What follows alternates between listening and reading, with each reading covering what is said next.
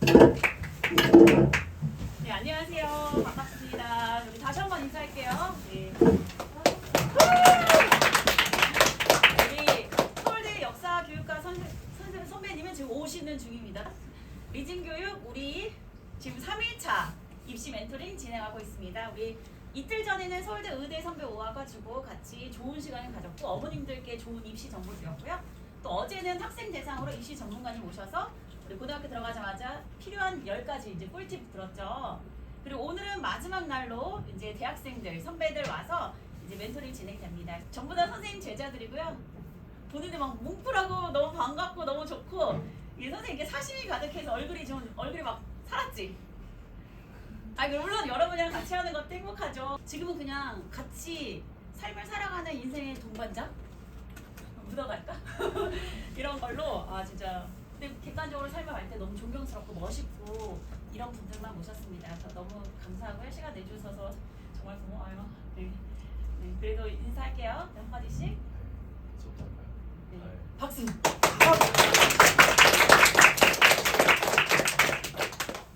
안녕하세요. 저는 작년에 보신 분들은 좀 아실 수도 있겠는데 고려대학교 경영학과 제2사학번에 재학 중인 이동욱이라고 반갑습니다. 저는 이번에 새로 신설된 서울대학교 첨단융합학부에 재학하게 된 김현탁입니다. 저는 휴문중 휴문고를 졸업하고 서울대 전기정보공학부를 정시로 입학해서 그다음 졸업을 한 뒤에 지금 같은 대학원에서 AI 전공으로 대학 석박사 통합 과정을 하고 있는 김세환입니다. 우리 둘은 먼저 나오고 순서는 우리 동욱 선배님이 먼저 얘기해 주실게요. 우리 잘 좋은 시간 되시면 좋겠습니다. 네, 감사합니다. 선생님 알죠? 네. 자, 저번에 장려했을 때 첫 번째가 아니었거든요. 그래서 조금 이제 숨을 좀 고를 기회가 있었는데 이렇게 갑작스럽게 첫 번째가 돼가지고 조금 떨리지만 그래도 한번 최선을 다해보도록 하겠습니다.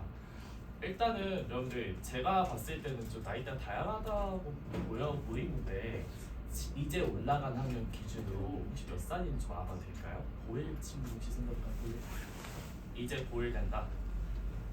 중3 정도 볼까요? 다양하구나. 중3 이제 중2 중1? 초육 있나요? 중1? 초육? 중1, 중1, 중2, 중3 이렇게 있구나. 알겠습니다. 다양한데 그러면은 제가 사실은 고1로 들었어서 고1 입시 기준으로 좀 준비를 했어요. 그래서 그 아래에 이제 있는 학년 친구들한테는 이제 입시 관련해가지고 좀 내용이 달라질 수 있다는 점 먼저 말씀드리고 진행하도록 하겠습니다. 네, 일단 다시 한번 정식으로 인사드리겠습니다. 네, 안녕하세요. 저는 고려대학교 경영학과 현재 2사학번에 입학하고 그 다음에 재학 중인 이동욱이라고 합니다. 반갑습니다. 이제 사실 고1 이제 2008년생 기준으로 어떤 얘기를 준비할까라는 생각을 좀 많이 해봤어요. 좀 여러 생각들을 많이 해봤는데 이제 여러분들도 아시겠지만 입시 정책이 발표가 되면서 08년생과 09년생 사이에 명백한 결계가 채워졌다고 저는 생각해요. 경계가 채워졌다고 생각을 해요. 그래서 08년생 친구들한테 있어서 지금 굉장히 혼란 속의 입시를 맞이할 것이라고 생각을 했습니다. 그래서 제목을 혼란 속 입시를 맞이할 모든 이에게 라는 이름으로 저의 이야기를 한번 전달해보고자 준비를 해봤습니다. 좀 졸리시고 좀 불편할 수도 있겠지만은 한번 얘기 잘 들으셨으면 좋겠습니다. 네, 일단 저에 대해서 한번 소개를 하고요. 그리고 이제 입시의 흐름, 그리고 학교생활 흐름, 그리고 내신의 흐름 이렇게 크게 세 가지의 카테고리를 중심으로 해서 저의 이야기를 좀 들려드리고자 합니다. 그리고 마무리 멘트까지 그리고 멘토링 마무리하도록 하겠습니다. 네, 일단 저에 대해서 소개하겠습니다. 얼굴이 좀 다르죠? 저랑 좀 다른 것 같아요. 네, 일단 제 이름은 이동욱이고요. 네, 2003년생입니다. 여러분들과 5살 차이가 나요. 그렇죠? 또는 6살, 7살, 8살 차이가 날 수도 있겠고요. 네, 소속은요 고려대학교 경영대학 디반이라는 데에서 지금 소속하고 있고요. 거기서 이제 방학생도 하고 있고, 네, 좀 주축 위치를 담당하고 있습니다. 네, 그리고 이제 여러분들이 고려대학교에 이제 전형이 있어요. 이제 고려대학교에 들어가는 데 있어서 전형이 있는데 저 같은 경우는 이제 수시로 입학을 했습니다. 그 수시 전형 중에서 저는 계열적합형이라고 하는 전형에 합격했습니다. 계열 적합형에 대해서 이따 말씀을 드릴 거고요. 저는 서울의 노원구라는 곳에 있는 평준화 일반고에 진학해서 고려대학교에 입학하게 되었습니다. MBTI ENTJ입니다. 네. 자, 일단 본격적으로 들어가기 전에 제가 합격한 계열 적합형에 대해서 한번 말씀을 드려보고자 해요. 이제 계열 적합형이라고 하는 건 계열 활동과 교내 활동에서의 역량이 훨씬 더 강조되는 전형입니다. 그렇다 보니까 훨씬 더 면접이 중요시되고 수능 최저도 없어요. 그렇기 때문에 이제 학교 생활 내에서 얼마나 계열에 맞게 활동을 하고 얼마나 열심히 활동해왔냐 그거에 중점을 둔 전형이라고 보시면 됩니다. 1단계는 서류 100%로서 학생부 종합평가로 이루어지고요. 5배수 선발합니다. 그리고 2단계 면접인데 재심 기반 면접이에요. 그게 굉장히 좀 어렵습니다. 그래서 21분 안에 이제 준비를 해가지고 재심 4개가 있어요. 재심 4개가 있고 그 21분 만에 다 준비돼요. 다 이제 어떤 대답을 할지 그런 것들이 면접 그 이제 질문이 4개가 있는데 그 4개 각각의 카테고리별로 3개가 있습니다. 그래가지고 즉 12개에 대해서 답을 해야 되는 좀 많이 빡센 그런 어떤 면접을 보고 난 다음에 50% 1단계, 2단계 점수에 합쳐서 최종 합격자를 선발하는 과정이라고 생각하시면 되겠습니다. 네, 그래서 계열 적합형이라는 그런 전형도 있구나라는 거 한번 알아두시면 좋겠고요. 네, 그리고 이제 목차에서 보셨다시피 파도라는 이야기를 제가 말씀을 드렸을 거예요. 그래서 왜 파도라는 단어를 차용했느냐에 대해서 좀 궁금해하시는 분들도 계실까봐 좀 말씀을 드릴게요.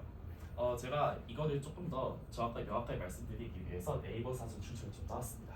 그래서 강렬한 심리적 충동이나 움직임을 비유적으로 이르는 말이라고 하는 이제 사전 출처가 있는데요. 즉 저는 여러분들이 이번 멘토링을 통해서 앞으로 소개해드릴 내용들을 통해 여러분들에게 강렬한 동기와 움직임 그리고 마음속에 피는 그 어떤 동기를 좀 가졌으면 좋겠다라는 생각을 갖고 한번 멘토링을 시작해보도록 하겠습니다. 자, 첫 번째 입시의 룰입니다. 제가 미리 내용을 이제 제가 나이대를 조사한 이유도 바로 그거예요. 2025학년도, 26학년도 대입 기준에 대해서 기준을 갖고 한번 말씀을 드릴게요. 일단은 변화는 다음과 같습니다. 영재교육 실적이 미반영되고 대충 미반영되는 게 굉장히 많죠. 빨간색으로 표시된 부분은 생각보다 굉장히 타격이 큰 부분이라고 생각해서 빨간색으로 강조를 했고요. 그래서 이런 점들 되게 많은 것들이 간소화되었습니다. 많은 것들이 간소화되면서 훨씬 더 내신 점수대가 중요해지고 또 세특이 나죠. 그래가지고 세부 능력 및 특기사항의 중요성도 훨씬 더 커지게 되고 교내 활동의 양보다는 질의 중요성이 훨씬 더 커지게 됩니다. 그리고 여러분들 사진 찍어가셔도 괜찮아요. 사진 찍어가셔도 괜찮고 노트하셔도 괜찮습니다. 그래서 제가 이러한 흐름 속에서 한 가지 제안을 한번 드려보고자 합니다. 독서 활동을 세부 능력 및 특기 사항하고 연결지어보면 어떨까라는 한 가지 제안을 한번 드려볼게요. 네, 다음으로 보여드리는 거는 제 실제 생활기록부에 녹아들어 있던 영어 세특의 일부입니다. 보시면 이제 평소 영어 소설 1984 감명 깊게 읽었고 기사의 스크랩 발표 이런 식으로 기존에 독서 기록이 따로 있었어요. 따로 있었는데 그걸 이제 세특과 같이 녹임으로써 이런 여러 가지 역량들에 대해서 관심이 있구나 이런 것들 독서 기록을 통해서 표현할 수 있다는 거가 되겠죠. 그리고 2학년 문학 세특에서도 이제 남들과 수어의 장기공이라는 책을 읽고 소외계층 사람들 이야기 방식을 갖게 돼 이런 식으로 좀 더 생활기록부 내 세특에서도 이렇게 독서 활동과 같이 녹아들어갈 수 있겠구나 이런 식으로 연결지어서 자신의 관심과 역량을 표현하는 게 어떨까라는 한 가지의 제안을 좀 드려보고자 합니다. 되셨나요? 네, 알겠습니다. 자, 두 번째 학교 생활 흐름에 대해서 한번 말씀을 드리도록 할게요. 자, 이거는 일단 저의 지극한 약간 개인 주관이긴 합니다. 전공 적합성이 무조건 중요한 것은 아니에요. 제가 판단하기에 전공 적합성보다는 학교 생활 내에서 엿볼 수 있는 성실함 그리고 열정이 더욱더 중요하다고 생각합니다. 그래서 이제 멘토링 표지에서 보셨다시피 생활기록부 전을 보여달라라는 식으로 문구를 좀 드렸던 것 같은데요. 이게 바로 여기서 나온 말이었습니다. 사실 제 고등학교 시절 때 희망 진로는 CEO든지 회계사라든지 이런 게 전혀 아니었습니다. 뭐일 것 같나요? 맞춰보세요. 교사요? 하나 더 받아볼까요? 교사. 프로그래머? 프로게이머요?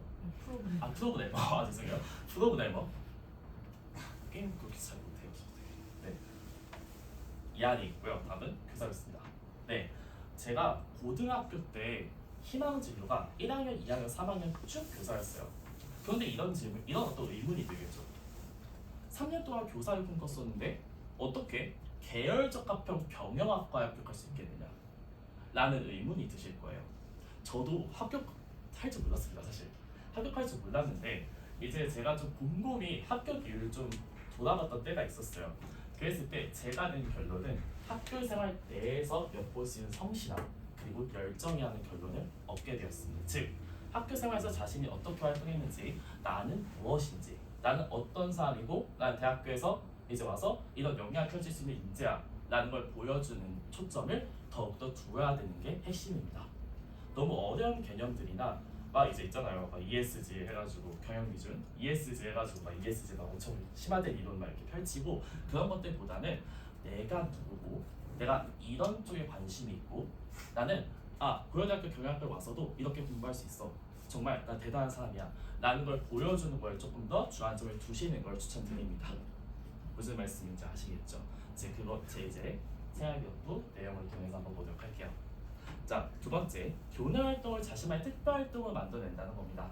즉, 저를 보여주는 거예요. 내용을 보시면은 자, 일반적인 활동을 보일 수 있겠는데 그거를 저만의 방식으로 각색한 겁니다. 자세히 보시면 변호사가 되는 방법, 그리고 구체적 길이라고 하는 일반적인 변호사 멘토링이었어요. 사실 경영학과 또는 교육 쪽에 아무것도 관련이 없잖아요. 하지만 저는 거기에 넘어가 법을 악용하는 사례인 소년법의 존폐에 대해 질문했고, 모든 활동을 통해 인재를 더 심층적으로 다루고 싶다고 함. 이런 식으로 제가 관심 있어 하는 부분에 대해서 더 심층적으로 파고들었습니다. 즉 이걸 통해서 여러 가지 사회 문제에 관심이 많고, 특히 교육 쪽에서도 굉장히 관심이 많다는 저의 역량을 펼치고자 노력을 했었습니다. 즉 평범한 교내 활동이다 하더라도 자신이 어떻게 받아들이고 어떤 마음가짐을 가지느냐에 따라서 정말 다양하게 보일 수 있다는 걸 말씀드리고자 합니다. 또한 유의미한 경험치를 쌓는 것도 중요합니다. 즉 교내 활동에서도 자신이 직접 한 적극적인 활동들을 적어두는 것이 자신의 역량을 드러내는 데 훨씬 더 중요합니다. 3학년 자유활동의 일부 이제 그 자유활동 부분인데요. 이제 보시면 랜선도의 상담사는 활동을 직접 기획, 운영하여 진로, 학업, 심리 등 다양한 주제로 그분들을 상담해주고 도전할 것을 조언하는 모습이 인상적인 실제로 했어요. 실제로 했고요. 의견 반응도 좋았습니다. 네, 실제로 이렇게 제가 직접 운영하면서 리더십, 적극성을 보여드릴 수가 있고, 또 남을 이끌어내는 그런 어떤 역량이 드러나는 인재구나 라는 걸 보여줄 수 있는 선택 중 일부라고 생각합니다. 그리고 이러한 직접 스스로 기획해보고 여러 가지 도전해보는 지금까지 보여드렸던 그 경험들은 다 계열적 합격 면접 때 정말 큰 도움이 됩니다. 왜냐하면 어떤 질문이 나올지 몰라요. 어떤 질문이 나올지 모르고 그 질문이 정말 과학 분야일 수도 있고 경제 질문, 제가 기억하기로 유교 사상에 대한 비교였나? 그런 것들이 막 나온 적이 있었거든요. 어떤 질문이 나올지 몰라요. 하지만 다양한 역량에 대해서 경험치를 좀 쌓아두면, 그리고 말할 수 있는 기회들도 많이 좀 늘려놓으면 그래도 좋지 않을까라는 입장에서 한번 제안해보고자 합니다. 네, 좋습니다. 네, 자, 세 번째, 여러분들이 제일 궁금해하실 부분이라고 생각해요. 내신의 흐름입니다. 자, 여러분들 내신은 끝까지 모릅니다. 최선을 다합시다, 여러분들. 저의 이제 내신을 주기를 한번 그래프화 시켜봤어요. 1학년 1학기부터 2학기, 1학기, 2학기, 3학기, 2학기 이렇게 쭉 해가지고 6학기 동안의 성적 추이를 제가 좀 그래프화 시켜봤는데요. 자, 1학년 1학기, 2학기 때 보면 살짝 정체된 부분이 보이시죠? 그랬다가 2학년 1학기, 2학기 때 무슨 일이 일어났는지 갑자기 확 변화했죠. 이렇게 해서 저는 3학년 2학기 기준 1.2 내신을 찍고 졸업을 하게 되었습니다.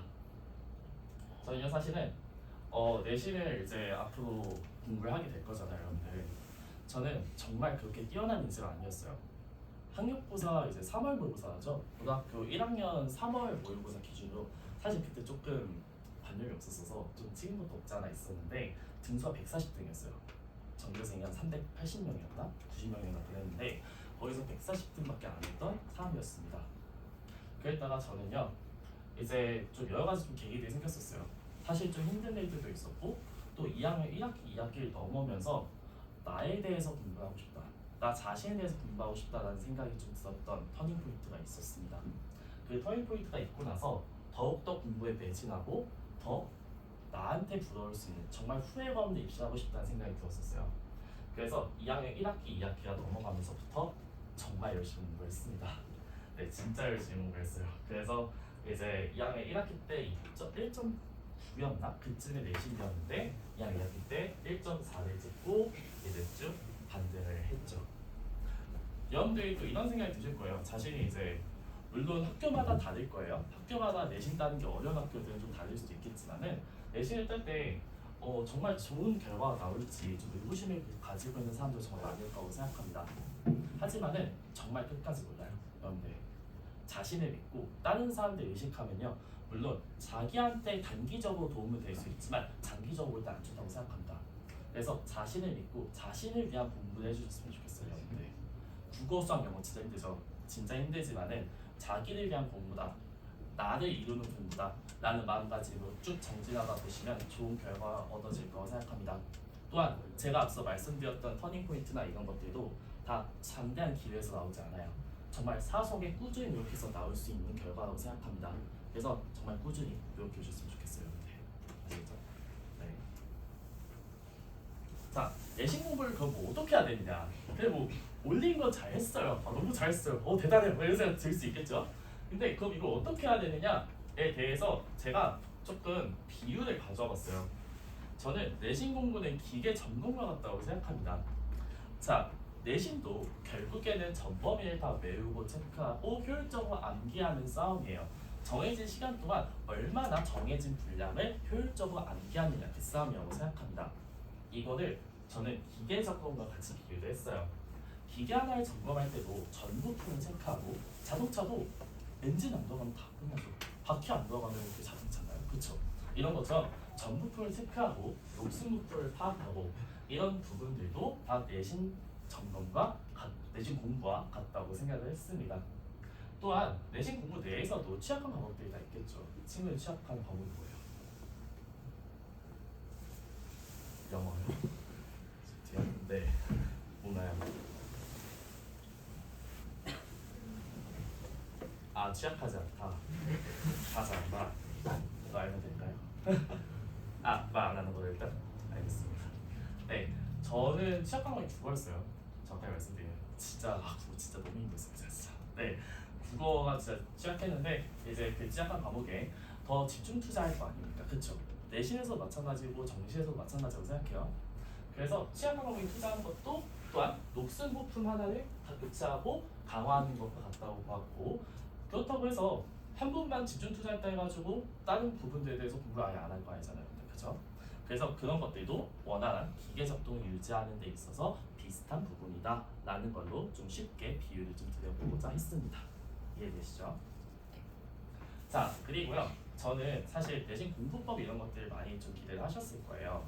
하지만 그 부분에 대해서는 더욱더 대단한 선배님이 있다고 생각해서 저는 오히려 공부법보다는 어떤 마음가짐을 통해서 우리가 공부를 해야 되느냐, 그 마인드셋의 중심을 좀 말씀을 드리겠습니다.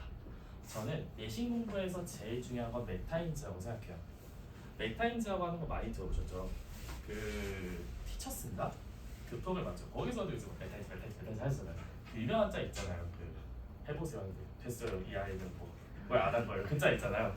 그것처럼 여기서 메타인지라는 말 되게 많이 나왔었는데, 메타인지는 문제를 인식하고 문제의 목적 또는 목표에 따른 해결 과정에서 자신을 모니터링해야 됩니다. 사실 정해진 범위 내에서 효율적으로 공부하는 게 내신이라고 했잖아요. 근데 그렇게 정해진 기간에서 사실 공부를 할수록 어쩔 수 없이 주관적인 부분들이 들어갈 수밖에 없습니다. 그 부분들을 최대한 배제할 수 있도록 하는 게 제일 중요해요. 즉, 스스로 문제점을 뒤돌아보고 또 제대로 잘 알고 있는지 객관적으로 체크하는 습관이 필요하다고 생각합니다. 자, 그러면 그래도 제가 어떻게 공부했는지는 제가 알려드려야 되겠죠. 자, 메타인지 활용한 저의 방법을 말씀드릴게요. 저는 또래교사 공부법이라는 걸 말씀드릴게요. 자, 이게 무엇이냐? 자, 이거는 제가 좀 유치한 방법이었는데, 제가 사실 고등학교 2학년 3학년 때 코로나 때였거든요. 그때가. 그리고 좀 거리감이 되나는데, 자, 제가 고등학교 2학년 3학년 때 코로나 때였는데, 그때 이제 비대면 수업이었어요. 그랬는데 제가 그렇다고 한 명 친구 데려와가지고 이렇게 앉혀두고 막 이렇게 할 수가 없잖아요. 그래서 이제 친누나 인형 하나, 그리고 이제 라이언 곰인형 하나 들고 이렇게 했던 기억이 있습니다. 아무튼 자또 해교사 공법이 뭐냐면 교과서 내 개념을 정확하게 알고 있는지 개념을 보지 않은 채로 백지에다 써서 강의해보는 방법이에요. 사실 이걸 하려면 목차를 외우는 게 먼저 중요시되어야 됩니다. 목차를 외우고 나서 이제 내가 인형에 대해서 정확히 알고 있나? 이 부분을 계속해서 제가 백지에다 써보고 강의해봤습니다. 자, 실제로 제가 적었던 부분이에요. 자 여기 보시면은 제가 진짜 막 엄청 중요한 부분들에 대해서 빈칸을 다 뚫어줬어요. 그래서 이 부분에 대해서 정확하게 알고 있는 빈칸을 미리 뚫어두고 스스로 이제 말하면서 설명하면서 이건 이런 내용이다, 이런 내용이다 이런 것들을 반복해서 제가 시행하면서 메타인지를 활성화시키려고 노력을 했던 부분이었다라고 생각하시면 될 것 같습니다. 방법은 이해되셨나요? 사실 이 부분이 제일 전 중요하다고 생각해요. 목차를 먼저 외우고 그리고 자신의 전범위에 대해서 정확히 잘 알고 있는지 직접 스스로 돌아볼 수 있는 시간이 절대적으로 필요하다. 특히 암기 과목들 더 중요하다고 생각합니다. 네. 나머지입니다. 자 많이 부끄러운 일들 제가 말아요 제가. 자 이때 저 영원이고요. 네. 그리고 이때가 2013년이었어요. 제가 초등학교 4학년 때였거든요. 그리고 이제 지금은 2023년 제가 고려대학교를 입학할 때 입학식에서 찍었던 사진입니다. 네, 여러분들 각자마다 가고 싶은 대학교들이 다 있을 거예요. 그 꿈들이 다 하나하나 있을 겁니다. 여러분들 꿈들 하나하나가 정말 소중하고 또 정말 귀합니다. 그걸 위해서 지금 고등학교 1학년의 이제 시작점을 달리고 계실 텐데 시작점이 딱 있으신 분들에게 저도 위로 그리고 응원의 말씀드리고요. 그리고 세짝이 울렁이는 파도 속에서 굳건하게 여러분들 꿈이 솟아나길 바랍니다. 여러분들을 응원하도록 하겠습니다. 네, 이상 멘토링 마치도록 하겠습니다. 감사합니다. 질문 같이 해주면 좋을 것 같아요. 질문 있으면 마음껏 질문하세요. 다 했어요. 진짜요. 준비가 되어 있습니다. 네?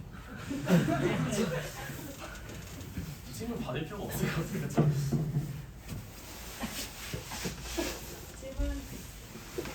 질문 없어요? 예은아, 질문. 지금 중3이나 중2로 돌아가시면 뭘 하라고 하는지. 저 자신한테요. 네. 제가 중3 고일 때 저라면 남을 의식하지 말자. 나만의 공부를 해라. 사실 고일 때 되게 어떻게 들리실지 모르겠지만은 그때 되게 애들이 되게 치열했어요. 되게 내신도 치열하고 그랬어가지고 어쩔 수 없이 경제되고 또 약간 과열된 분위기가 좀 없지 않아 있었어요. 특히 고등학교 1학년 때는. 그래서 제가 저를 위한 공부보다는 남을 의식하는 공부를 자꾸 했던 것 같습니다. 무슨 뜻이냐면 자 이거 정확하게 알고 있는데 저 자신을 파악하는 게 아니라 그냥 이제 남들이 다 아는 부분을 나도 알아? 이런 식의 공부를 계속 해왔던 것 같아요. 근데 이런 공부는 단기간적으로 도움이 되지만 나중에 멘탈적으로 많이 힘들더라고요.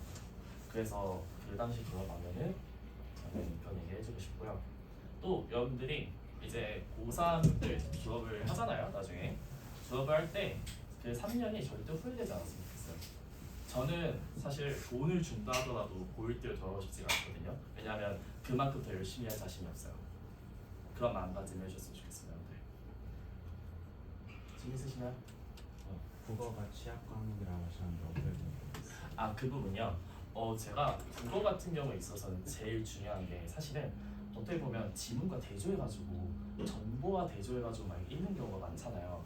근데 저는 그 부분보다는 단락별로 어떤 얘기하고자 하는 건지 그리고 그 단락과 단락 간의 관계를 중심으로 좀 읽어보았던 것 같습니다. 그랬더니 이제 내신이 오르긴 하더라고요. 네, 내신 부분에 있어서는 훨씬 더 체계적으로 좀 암기를 하고자 했었고 수능 부분에 있어서는 비문학 같은 경우는 뭔가 내용 부분에 대해서만 매몰되는 것이 아니라 단락이 어떻게 구성이 되어 있는지 문단과 문단 간의 관계, 문장과 문장 속의 관계가 어떻게 이루어져 있는지 그 부분을 좀 주안점을 두어서 공부를 했던 것 같습니다. 네, 그랬더니 이제 오르긴 하더라고요. 네. 자, 어떠셨어요? 좋았어요? 나 이거 아니면 안 되겠다. 이거 꼭 질문해야겠다. 있어? 없으면 우리 감사합니다. 이따가 또 1대1 멘토링에도 뵐게요. 우리 두 번째 우리 현탁 선생님 볼게요. 우리 현탁 선생님은 선생님 제자이기도 하지만 우리 학원 조교이시죠? 네. 박수 한번 쳐드리자. 우리.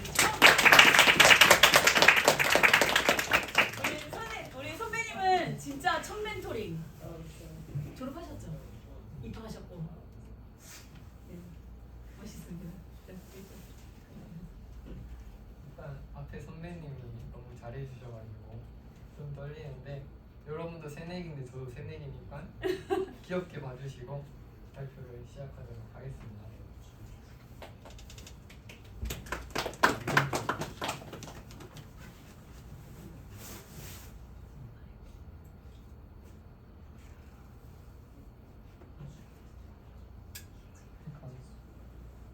일단 강한 자가 살아남는 것이라는 말은 여러분들이 많이 들어보실 텐데 사실 고등학교 입시를 해보면은 그렇지만은 않아요.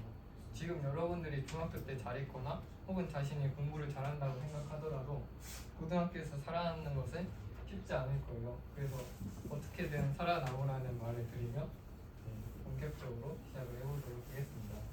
저는 중계동 은행사거리에 위치한 일반고를 졸업했고 평균은 1.1로 졸업을 했습니다.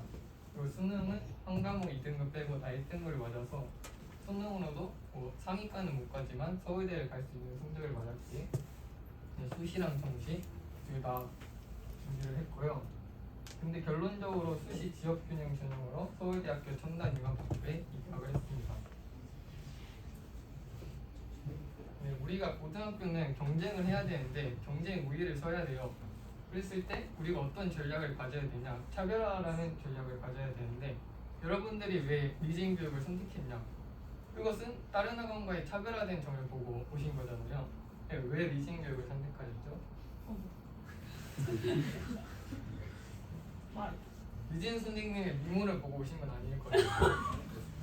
일단은 리진 선생님의 강의력, 그리고 뭐 필기력, 아니면은 이런 리진 교육만의 특별화된 선배 프로그램이라든지 이런 것을 보고 오신 거기 때문에 이제 다른 학원과 차별화된 점을 보고 오셨잖아요. 그러면 우리는 고등학교에서 어떻게 남들과 다른 차별화를 가질 것이냐 라고 한다면 우리는 융합적 활동을 해야 한다고 생각해요. 앞으로는 첨단 과학기술 전문성과 소학제조 융합 투양이 필요하고 이 때문에 첨단 융합학부가 정부에서 추진한 사업이라서 서울대학교의 신설이 됐죠. 그리고 융합적 활동을 하면은 일단은 내가 관심 있는 분야가 한 분야만 아니고 다른 분야에도 관심이 있는데 그것을 세특으로 엮어서 표현할 수 있고 진로가 바뀌거나 할 때도 나는 진로가 바뀌었어, 이게 끝이 아니라 나는 진로가 바뀌었는데 다른 활동과 융합하려고 이것을 준비해 왔다고 이제 말을 잘 할 수 있기 때문에 융합적 활동을 해라 라고 준비를 해봤고, 실제로 경영학과 교수님이 인공지능을 공부하지 않는 경영학자는 영어는 아마추어라고 하셨는데 이 때문에 여러분들이 만약에 융합적 활동을 해야 되는데 감이 안 잡히신다 하면은 인공지능에 대해서 탐구를 해서 융합적 활동을 하라 라고 전해드리고 싶습니다. 그리고 일상생활에서 겪은 문제를 해결해라 를 준비했는데 여러분들이 심화 탐구를 하는데 뭐 논문 보고 이런 심화 활동은 잘하는데 사실 그게 과연 진정성이 있냐, 그냥 논문 보고 보고서 베끼는 게 과연 진정성이 있냐 라고 생각을 해요. 그래서 일상생활에서 여러분들이 겪은 문제를 해결해서 조금 더 의미 있는 활동을 하라고 준비를 해봤습니다. 실제로 저는 경영과 인공지능을 엮어서 준비를 했는데 이건 제 세팅 내용인데 저는 1학년 때 경제경영 동아리를 들었어요. 근데 너는 인공지능을 준비한다는 놈이 왜 경제경영 동아리냐 라고 할 수 있는데 저는 면접 때도 나는 경제경영 동아리를 1학년 때부터 준비하면서 경영과 인공지능을 융합하는 활동을 하려고 준비했다라고 어필을 했어요. 실제로 이 두 개는 경영과 인공지능과 관련이 있는 활동이고 저 왼쪽에는 이제 인공지능 활동인데 저희 학교가 인공지능 중점학교라서 테스트기가 상당히 수월했어요. 이것처럼 여러분들만의 학교의 장점을 살리는 것도 좋은 방안이 될 수 있겠죠. 그 3학년 때는 뭐를 했느냐, 이제 1학년이랑 2학년 때는 인공지능이랑 경영에 대해 탐구를 해봤으니 이것을 직접 융합하는 활동을 진행을 해서 두 가지 활동을 했는데 쓰레기 분리수거를 자동으로 해주는 그런 장치를 개발하고 이제 UIPath라는 이제 RPA 기반 프로그램을 사용해서 통계화를 자동으로 해주는 작업을 진행했고, 실제로 저랑 이것을 활동을 같이 한 친구는 서울대학교 경영학과에 합격을 했어요. 그리고 이제 제가 그냥 다음부터는 하고 싶은 말들을 좀 하고 끝내려고 하는데, 공부는 자신과의 싸움이라고 생각해요. 그래서 자신이 지금 못한다고 해서 조급해할 필요가 없고, 어차피 시험 직전에만 완성을 하면 되기 때문에 너무 조급해하지 말자. 근데 공부는 어디까지 해야 하냐라고 물어보신다면 저는 등급 컷은 변할지라도 최고점은 100점이기 때문에 100점 맞을 수 있을 때까지 준비해라라고 말하고 싶습니다. 그리고 공부 시간에 집착하지 마라. 여러분들 뭐 열품타 많이 하시고 스톱워치로 시간 많이 재실 텐데 상당히 의미가 없다고 생각은 해요. 왜냐면은 여러분들이 10시간 걸릴 활동을 제가 5시간 만에 끝낸다면은 일단 양은 똑같잖아요, 공부한. 그럼 누가 더 공부를 많이 한 것이냐? 저는 똑같다고 생각하기 때문에 해야 할 양으로 공부를 계획을 짜라. 그리고 안정은 있다고 공부하는 것이 아니기 때문에 그냥 최대한 빨리 집중해서 끝내고 쉬면 좋겠어요. 저는 롤을 좋아해가지고 롤 많이 했고요. 근데 내신 기간에는 우리는 100점을 목표로 하기 때문에 쉴 시간이 사실은 별로 없죠. 그 내신과 수능이 별개라고 생각하는 분들이 많은데, 이제 영어랑 국어 같은 경우에는 별개라고 저도 어느 정도 동의하는데, 수학과 과탐 아니면 사탐은 내신이 곧 수능이다 라고 생각하시면 좋겠어요. 내신 공부는 상대적으로 적은 범위를 단기간 안에 집중해서 학습하여 자신의 실력을 쌓을 수 있는 절호의 기회고, 자신의 실력을 평가할 수 있는 기회이기 때문에 대학을 수시로 가든 정시로 가든 무조건 내신 공부를 하라고 말씀드리고 싶습니다. 그리고 기출이 가장 중요해요. 모의고사 수능 기출이 수능에만 적용되는 것이 아니고, 이제 학교에서 선생님들이 내신 수학이나 아니면 과탐, 사탐을 내실 때 참고하거든요. 그 수학은 특히 30번을 변형해서 이제 킬러 문제로 많이 내시죠. 그 학교 기출은 각 학교의 난이도와 선생님의 출제 경향을 파악할 수 있기 때문에 잘 준비하는 게 중요합니다. 그리고 이제 짧게 수학이랑 영어만 공부법을 그냥 내가 어떻게 했는지만 말씀드리고 끝내도록 하겠습니다. 수학은 보통 12권에서 15권의 문제집과 인문학교 기출을 풀어서 내신 대비를 준비했고, 이제 이렇게 많이 풀다 보면은 오답노트 하기 귀찮잖아요. 그래서 시험 전날에 볼 문제 표시하고 넘어갔어요. 정시 준비는 그냥 일주일에 모의고사 3개에서 5개 정도 풀고 끝냈습니다. 영어는 무조건 암기가 베이스밖에 될 수밖에 없는데, 변형을 하시더라도 한 30% 정도만 보통 변형을 하시죠. 그래서 문장 삽입과 순서 배열까지 대비해서 순서까지 암기하시고 이를 바탕으로 시간 단축을 해서 여러분들이 부족한 부분에 투자할 수 있도록 하시면 좋겠습니다. 그리고 동시는 여러분들이 방학 때 다른 과목은 많이 하시겠지만 영어는 솔직히 별로 안 하시잖아요. 근데 영어 공부를 제대로 할 수 있는 기간은 방학 기간뿐이기 때문에 할 수 있을 때 제대로 하고, 저는 거의 여름방학까지만 하고 영어 공부를 안 했거든요. 그만큼 이제 영어를 빨리 끝내 놓으시면은 수월하다. 그래도 아직 잊지 않으셨죠? 그리고 언제나 리진 교육이 함께 한다는 것을 말씀드리며 끝내도록 하겠습니다. 되게 엄청 처음이라고 하는데 너무나 자연스럽게 잘하죠.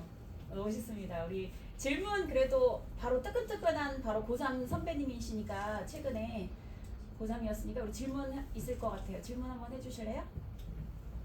우리 고등학교 1학년 친구들 질문해보자. 우리 네 질문하세요. 준석이. 내신 얼마 전부터 준비했어요? 내신은 수학은 보통 한 6주 정도 하고 다른 과목은 한 5주 정도 하는 것 같아요. 근데 평소에 공부가 워낙 탄탄하게 그쵸? 막 몰아쳐서 하는 스타일이 아니었기 때문에 그냥 묵묵하게 했던 스타일. 그냥 오늘 모의고사를 봐도 오늘 저녁 수업 왔다는 스타일. 그쵸? 아닌가? 안 왔나? 결석했던 기억이 1도 없는데. 노코멘트로 하겠습니다. 그래서 질문 맘대로 한번 해봐요.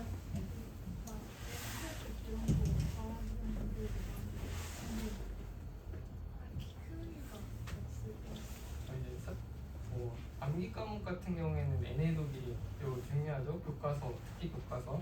근데 수학이나 바탕 같은 문제는 NA독이 사실 의미가 별로 없죠. 왜냐면 자신이 모르는 문제만 보면 되기 때문에 그러면은 한 번 더 볼 문제를 표시하고 넘어가는 게 좋죠.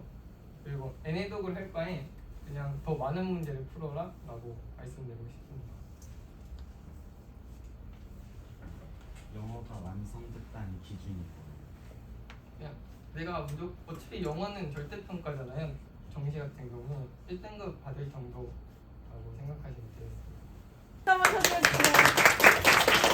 세 번째 우리 선배님을 모시도록 하겠습니다. 서울대 역사교육학과 선생님이고 저희 학원의 조교 선생이고 아마 많은 도움을 받을 거라고 생각하고 너무 감사해요. 선생님.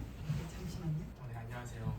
제가 하는 거는 교육의 목표와 수능이고 어쨌든 4년 동안 계속 교육만 배우다 보니까 그 여러분들 학교 교육 과정의 마무리가 보통 수능으로 마무리되잖아요. 3학년 2학기 때.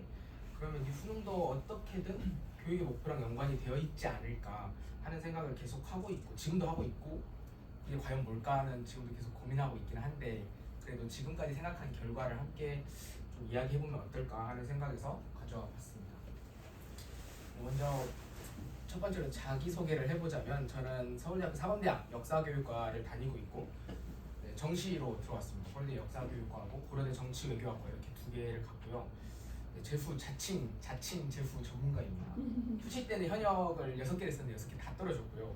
근데 반수했을 때는 이제 수시로 서울대 동양사학과랑 고려대 경제학과 이렇게 두 개 붙었습니다. 정시로는 이제 첫 번째는 한양대 행정학과에 갔다가 그리고 나중에는 서울대학교 역사교육과에 들어갔습니다. 근데 이제 뭐 사람은 본분에 살라고 하잖아요. 수시를 아무리 이렇게 했다고 해도 어쨌든 제가 간 대학은 정시로 들어간 대학이니까 한번 정시 수능에 조금 더 초점을 맞추고 진행을 해보겠습니다. 근데 이게 지금 뭔가 PDF 같은데 제 그러면 애니메이션이 잘리잖아요. 이렇게 글씨가 좀 안 보일 수도 있어요. 먼저 첫 번째, 내가 지금까지 생각하고 있는 그 교육의 목표는 어떻게 하면 사람을 가꿀 수 있는가. 사람 가꾸기 프로젝트가 저는 교육의 목표라고 지금도 생각하고 있습니다. 사람을 낳는 건 어떻게 보면 그건 부모의 역할이라면 어떻게 보면 교육의 목표는 사람을 가꾸는 것이 아닌가 이렇게 생각을 하고 있는데 그 세 가지를 조금 더 생각해 봤을 때 수능에서는 어떤 게 있는가 생각해 본다면 첫 번째가 어설픈 완벽주의를 버리는 거, 그럼 두 번째는 다른 사람이 하는 말을 좀 잘 알아들을 수 있는가 없는가, 그리고 세 번째는 일일비를 하느냐 못하느냐, 이 싸움인 것 같습니다. 이거는 어떤 사람이 되느냐의 문제일 수도 있고 수능에 있어서도 연관이 될 수 있는 그런 문제라고 할 수 있겠습니다. 네, 먼저 첫 번째입니다. 어설픈 완벽주의를 버려라. 이게 지금 PDF라 애니메이션이 안 되는데요. 수능장에 가면 정말 5만 가지 상황이 다 일어납니다. 그날은 잠을 잘 못 잘 수도 있고요. 옆 사람이 막 다리를 발랄 떨 수도 있고요. 뒷사람이 계속 막 코를 훌쩍일 수도 있고, 그리고 내가 자주 쓰는 샤프도 아니고, 내가 자주 앉는 의자 혹은 내가 자주 쓰는 그 책상의 높이 이런 게 하나도 안 맞을 수도 있단 말이죠. 그리고 여러분들이 좋아하는 글의 주제가 안 나올 수도 있는 거고, 여러분들이 자신 있는 수학 단원의 문제가 너무 쉽게 나오고 여러분이 약점이라고 생각했던 그런 단원, 그런 뭐랄까 단원이라 하죠. 단원이 조금 어렵게 나오고 이런 상황이 언제든지 일어날 수 있는 게 수능이기 때문에 제가 생각하는 건 바로 어설픈 완벽주의를 버리자가 제 첫 번째입니다. 그래서 제가 생각하는 가장 좋은 훈련은 첫 번째, 이 공부를 하다 보면 어쩔 수 없이 졸리는 상황이 있거든요. 잠이 오잖아요. 그러면 일부러 잠이 올 때 국어 지문을 푼다든가, 일부러 잠이 올 때 한번 영어 같은 걸 풀어보는 거예요. 일부러. 그렇게 했을 때 과연 나는 잠 올 때 어느 정도의 집중력이 나오는가를 한번 테스트해 볼 수도 있는 거고, 그 와중에도 어떻게든 꾸역꾸역 문제를 풀고 지문을 읽어나가는 그 훈련도 해볼 수 있을 것이고, 그게 첫 번째 어설픈 완벽주의를 버리자라는 거고, 두 번째는 제가 생각하는 건 그겁니다. 영어도 마찬가지고 국어도 마찬가지인데 여러분의 수능장에서 만나는 그게 모두 다 여러분이 아는 단어, 여러분이 다 완벽하게 뚫어낼 수 있는 문장인 경우가 거의 없습니다. 물론 그게 많아요. 많은데 가끔 가다가 있어요. 그리고 그게 핵심 문장일 수도 있죠. 근데 여러분이 모르는 단어가 수능에 안 나온다고 여러분 보장할 수 있나요? 내신은 어차피 시험 범위가 정해져 있으니까 그 안을 조금 잘 달달달 암기한다면 내가 아는 지문이 나오는 그런 경우가 있지만 수능은 절대 그렇지 않잖아요. 그렇기 때문에 모르는 단어가 나온다고 하더라도 일단 그거는 패스를 하고 문맥상으로 추론해내는 능력, 그거를 저는 조금 길러봤으면 좋겠다. 특히 영어가 그러겠죠. 국어도 어떤 한 문장이 이해가 안 된다고 하더라도 연습할 때는 당연히 한번 여러 번 읽으면서 그게 무슨 의미인가를 생각해 볼 수 있겠지만 실전 훈련을 한다고 했을 때는 모르는 문장이 있으면 패스해야죠. 그런 훈련을 한번 해봤으면 좋겠다 하는 생각입니다. 두 번째는 애니메이션이 사라지네요. 네, 그리고 두 번째는 바로 강제 모래주머니 연습인데요. 이거는 그냥 제가 평소에 쓰는 방법인데 제가 그냥 제 스스로한테 이렇게 붙여서 이름을 붙여서 이야기합니다. 첫 번째는 수학이 100분이잖아요. 수능이 100분이면 일부러 모의고사를 풀거나 할 때 한 70분 잡고 푸는 거예요. 그렇게 되면 30분이 강제로 뺏기잖아요. 마킹 시간이 아무리 한 10분 잡는다 하더라도 20분을 손해보는 건데, 근데 그 수능장에 있을 수 있는 그런 멘탈적인 측면, 흔들릴 때 그러면 그거를 어떻게 연습할 수 있을 것인가. 저는 그 연습을 조금 시간을 확실히 줄이면 이 시간 압박이 있기 때문에 알아서 압박이 됩니다. 그런 식으로 한번 연습을 해보는 거 저는 추천을 하고 있습니다. 그다음 두 번째가 다른 사람이 하는 말 잘 알아듣기였는데요. 그냥 알아듣는 게 아니라 좀 잘 알아듣는 겁니다. 이렇게 다른 사람이 누군가가 말하고 있는데 앞에서 이제 꾸벅꾸벅 존다든가, 별로 지금 내가 이렇게 말을 하고 있는데 집중을 안 한다든가, 그거는 이제 그 화자에 대한 올바른 태도가 아니잖아요. 말을 한다는 건 그 사람이 내 말을 들어주길 바라고 거기에 따른 적절한 반응이 오기를 바라는 건데 그거를 하지 않는 거죠. 그래서 이 그림이 좀 없었으면 좋겠는데, 제가 말하고 싶은 게 여기 있는 요거인데요. 대강이라고 하는 거예요. 대강. 그래서 대강이라고 하는 건 대충이랑 같은 뜻이 아닙니다. 강은 별이 강자라고 해서 우리가 그물이 있잖아요. 그 그물이 있으면 그물이 그냥 이렇게 실로만 되어 있는 게 아니거든요. 분명히 이렇게 보면 뼈대, 여기 보면 여기 보이나요? 이렇게 여기가 뼈대인데 이 뼈대를 우리가 별이 강이라고 합니다. 그래서 저는 이거를 조금 찾을 수 있는 능력이 있어야 된다고 생각합니다. 다른 사람이 5마디를 하더라도 그 5줄의 글을 누군가가 썼다 하더라도 그 속에서 요점을 조금 파악해낼 수 있는 능력, 결국엔 그게 대강이라는 거죠. 그게 사회탐구 같은 경우에는 어떤 게 될까요? 조금 더 구체적인 큰 개념이 되겠죠. 그래서 그 큰 개념을 중점으로 해서 개념을 타고 가는 방식으로 해야지, 안 그러면 시험 범위가 너무 많기 때문에 교과서 한 권이잖아요. 어떻게 보면 사회탐구도 그러고 교과서 한 권이 전부 시험 범위인 게 바로 수능이잖아요. 그러면 그 한 권을 다 외우는 게 아니라 그 중에서 얼마나 이 뼈대가 될 수 있는 개념의 뿌리가 되는 이 별이를 잘 찾아낼 수 있는가. 저는 이게 바로 그나마 암기를 최대한 줄이면서, 이 별이는 암기를 해야 됩니다. 그러나 최대한 암기량을 줄이고 학습 부담을 줄이면서 내가 가장 잘 이해할 수 있는 방식이다 라고 나는 생각하고 있습니다. 그리고 세 번째는 이제 일일비 하지 않기입니다.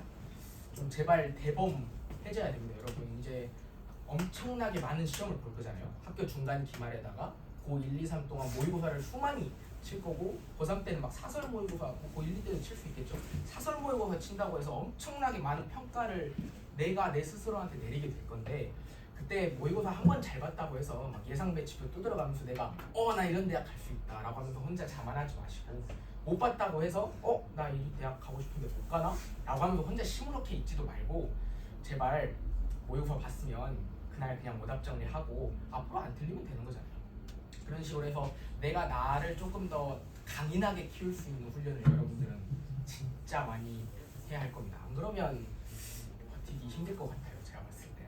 그리고 그러면 나는 어디에서 희열감을 찾을 수 있는가 라고 할 때는, 그 희열감은 내가 며칠간 못 푸는 문제가 생길 수 있잖아요. 그럴 때 해답지를 뒤져보지 않고 며칠간 끙끙대면서 고민하면서 딱 풀었을 때 오는 그 쾌감, 희열감, 그런 것들을 조금 느꼈으면 좋겠다. 거기에서 뭔가 자기 만족, 거기에서 나 뭔가 잘하고 있는 것 같다, 라고 하면서 여기서 약간 자만심을 느껴야 되는 거지. 어떠한 시험 결과가 단순히 지금 당장 내 눈앞에 있는 게 좋다? 라고 해서 여러분들이 급격하게 좋아하고 안 좋다고 해서 급격하게 실망하고 저는 이거는 딱히 좋은 마음가짐은 아닌 것 같다. 오래 버티기 힘든 마음가짐이다. 그거는. 오늘 내가 공부하면 적어도 어제의 나보다는 조금 더 나아지지 않을까 하는 그 믿음을 가지고 꾸준하게 3년, 그냥 4년일 수도 있죠. 그러나 어쨌든 그걸 계속 이어나가야 합니다. 그리고 하고 싶은 말은 나를 가장 사랑해 주는 것입니다. 이게 진짜 이상한 말일 수도 있는데 여러분들은 이제 아까 말했다시피 누군가는 여러분을 성적으로 평가할 수도 있고 또 누군가는 여러분이 갖고 있는 어떤 마음가짐을 가지고 넌 진짜 마음씨가 착한 사람이야 라고 하면서 나를 평가할 수도 있겠죠. 그러나 그 속에서도 내가 나를 믿지 않는다거나 내가 나를 사랑하지 않는다면 그것도 저는 이거 수험생활 정말 힘들 거다. 내가 나를 못 믿는데 내가 지금 시험장에서 4번이라고 딱 찍은 이 답이 내가 정말 열심히 공부했다면 나를 믿고 있으면 그 답이 답인 거죠. 근데 그게 아니면 계속 내가 지금 잘 풀었나? 라고 하면서 계속 고민하게 될 건데 그렇게 되면 내가 공부를 제대로 못하고 있다는 거고 내 멘탈이 지금 흔들리고 있다라고 하는 증거겠죠. 그리고 제가 어떻게 하면 나를 가장 잘 사랑할 수 있을까라고 생각했을 때 그리고 애인이라고 한번 나 스스로를 애인이라고 한번 생각을 해봤으면 좋겠다. 애인이 아프다거나 그럼 여러분들 제일 먼저 달려가가지고 막 병원 찾아 막 그럴 거잖아요. 그런 것처럼 좀 나를 사랑해줬으면 좋겠다. 애인이 힘들다. 그러니까 내가 좀 힘들 때는 애인이 한번 힘들다고 말했을 때 내 기분이 어떨까? 조금 더 위로해주고 그래도 포기하지 않게 계속 격려해주고 이거를 여러분들이 하지 않을까? 그러면 내가 나한테 똑같이 해야 되는 거죠. 내가 정말 신경 쓰고 내가 사랑하는 사람한테 하듯이 그걸 나한테도 해야 된다 라는 겁니다. 그리고 마지막입니다. 이제 1, 2, 3이 제가 생각하는 교육의 목표와 그리고 수능에서는 어떤 마음가짐을 갖고 있어야 하는 문제고요. 그리고 마지막은 제가 항상 그래도 사범대니까 이제 가끔 학생들 만나고 멘토링 한다거나 교육봉사를 나간다거나 할 때 항상 마지막에 제가 하는 말이 있어서 그냥 그걸로 한번 마무리를 해볼까 합니다.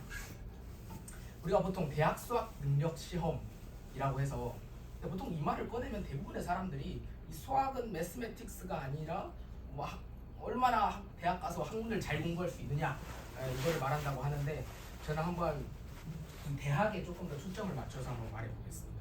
대학은 번역어입니다. 유니버시티를 어떻게 번역할까 하다가 대학이라는 말을 꺼낸 거죠. 근데 대학은 유학의 경전, 그러니까 유학의 책입니다. 그래서 이거와 대비되는 개념이 소학이라고 할 수가 있겠는데요. 우리가 수신제가 치국평천하라고 했을 때 수신제가는 소학의 영역, 치국평천하가 대학의 영역이라고 합니다. 그러니까 여러분들은 지금 소학의 영역에서 대학의 영역으로 넘어간다. 그러니까 대학 가려고 공부한다는 건 난 이제 소학을 떼고 대학으로 넘어가겠다라고 하는 거죠. 근데 수신제가라고 하는 건 자기 몸을 닦고 집안 정리를 하는 것입니다. 저는 소학의 영역이 똑바로 되어 있지 않은 사람이 대학에서 공부를 제대로 할 수 없다고 생각하고 있어요. 소학의 임무도 제대로 소화하지 못하는 사람이 어떻게 대학에서 공부를 할 수 있을까? 이 생각은 저는 항상 하고 있기 때문에 여러분에게 꼭 하고 싶은 말은 자기 방 정리하고 자기 책상 정리 정도는 스스로 할 수 있는 사람이 되어야 한다. 이거는 진짜 그냥 어떤 훈화 말씀처럼 하는 게 아니라 진짜로 자기 방 정리, 책상 정리는 대학으로 가기 위한 첫 관문이라고 생각하고 여러분들이 조금 성실하게 여기에는 응해줬으면 좋겠다. 저는 이걸 잘하는 사람이라면 충분히 공부도 잘하고 있는 사람일 거라고 생각합니다. 네, 일단 여기까지인데 제가 제 스스로도 사실 알고 있어요. 되게 추상적으로 말했고 딱히 구체적인 공부 방법이 나오지 않았잖아요. 그래서 그런 점에 대해서 어떤 특정 과목에 대해서 물어볼 수도 있겠고요. 특정 과목이 아니라 하면 뭐 이럴 때는 뭐 시기에 관한 문제가 질문이 될 수도 있겠고 이런 것들 조금 구체적인 영역 내가 평소에 갖고 있던 궁금증이 있었다면 지금 한번 말해주면 되게 좋을 것 같아요. 질문 있을까요?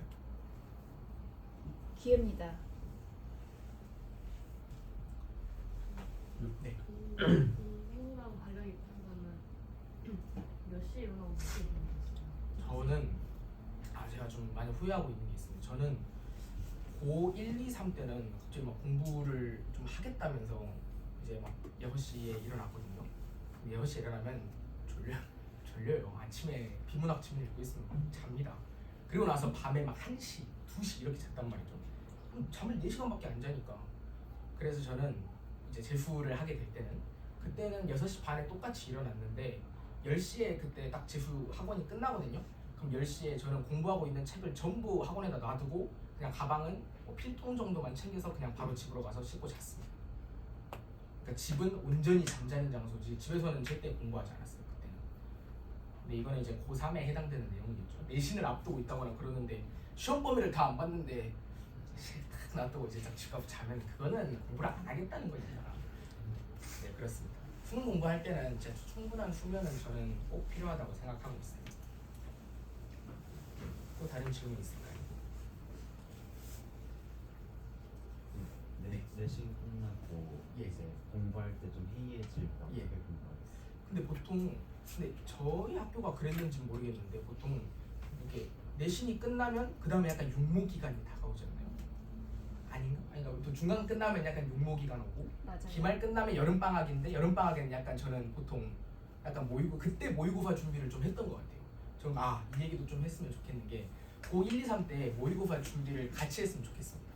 그렇게 해야 조금 그 시험 형태에도 좀 익숙해지는 훈련이 될 수 있지 않을까. 그래서 내신 끝나면 한번 모의고사를 훈련한다고 생각하고 관련된 뭐 기출문제를 풀어볼 수도 있고 꼭 뭐 시뮬 사설 같은 경우도 있잖아요. 고1, 2, 3 전부 다. 그래서 그런 거 한번 사서 연습해보는 것도 되게 좋은 것 같아요.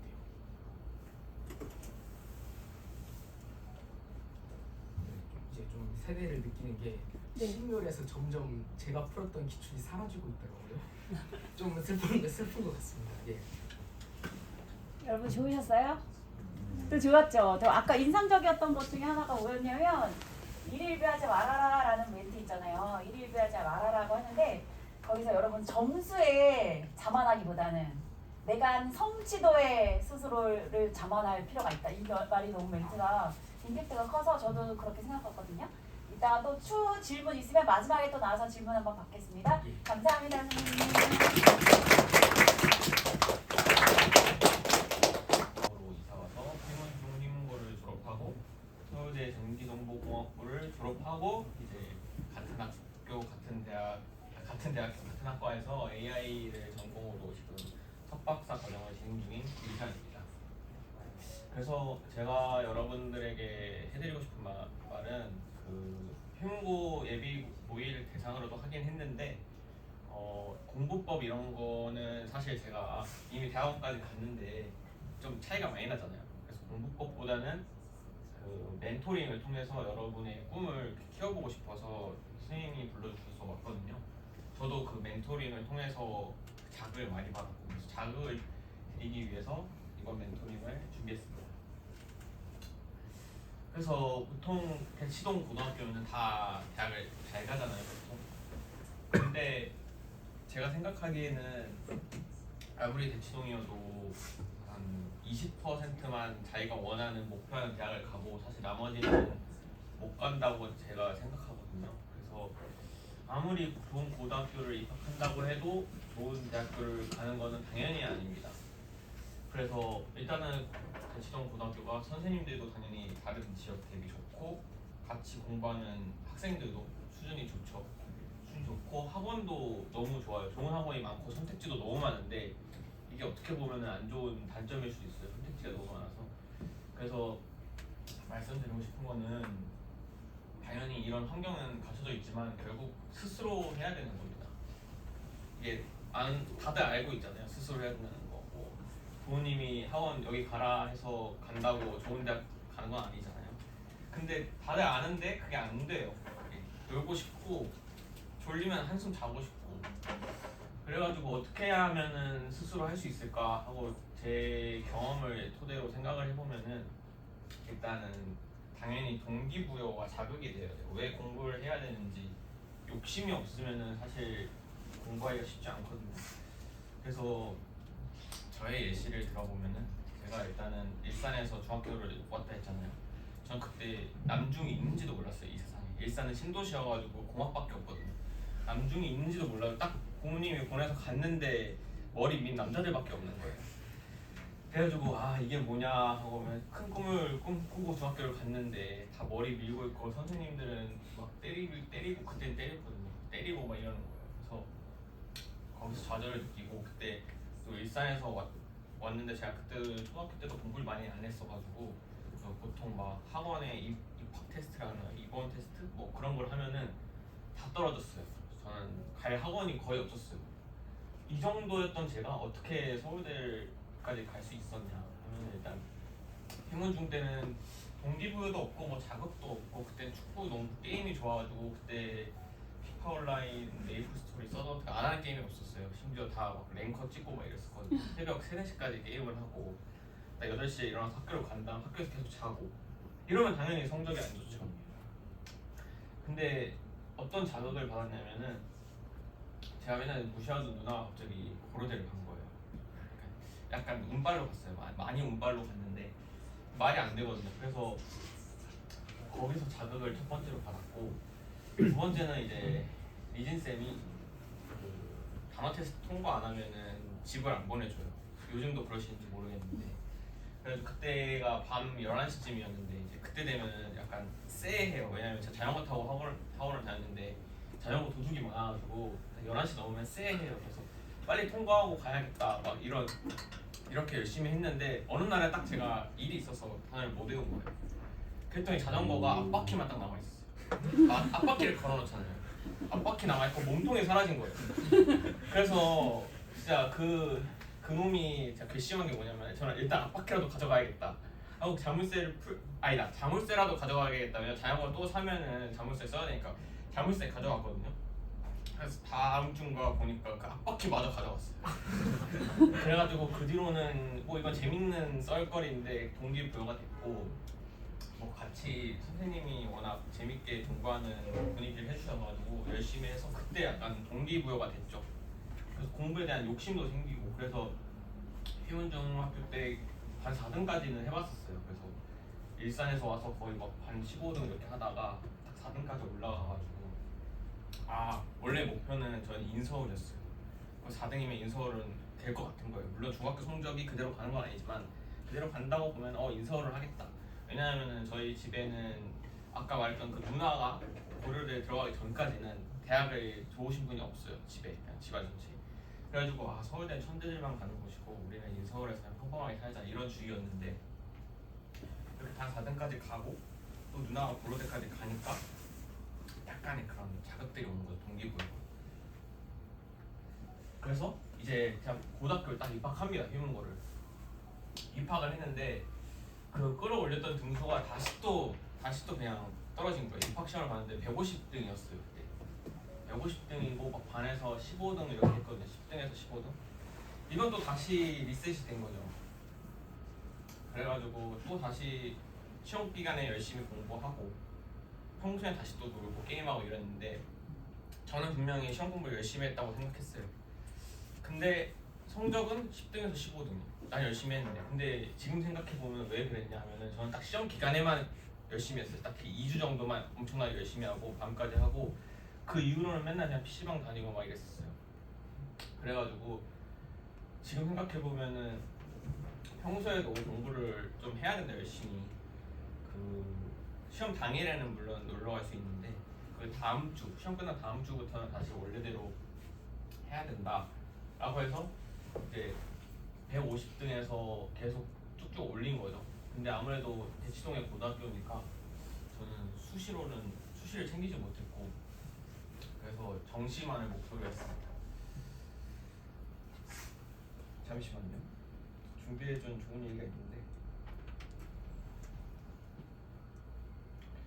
그리고 또 다른 두 번째 자극은 저희 고등학교에 선배들이 와요. 제가 이런 식으로 오는 것처럼 그 휘문고 서울대 나온 선배들이 1년에 한 번씩 1년에 2번씩 와서 이렇게 멘토링을 진행하거든요. 그때 오기 전까지는 와 엄청난 선배들이라 이랬는데 와서 그냥 농담하는 것도 뭐 그냥 저랑 똑같고 그냥 마인드가 똑같은 거예요. 그냥 어린 느낌도 나고 그냥 별거 아닌데 다들 서울대인 거죠. 그래서 그런 형들을 보면서 약간 나도 갈 수 있겠구나 이런 거를 막연하게 꿈꾸게 되더라고요. 그런 자극이 있었고 또 세 번째는 이거는 좀 작은 건데 부모님이 갑자기 서울대 필통을 사고 쳤어요. 그래서 그냥 던져주시는 거죠. 너 이거 써라 이런 식으로. 그랬는데 그걸 그냥 저도 그냥 썼는데 이게 딱 맨날 책상 위에 올려놨으니까 서울대가 딱 있잖아요. 근데 애들이 무슨 서울대 필통을 너가 쓰냐 약간 이런 식으로 하는 거예요.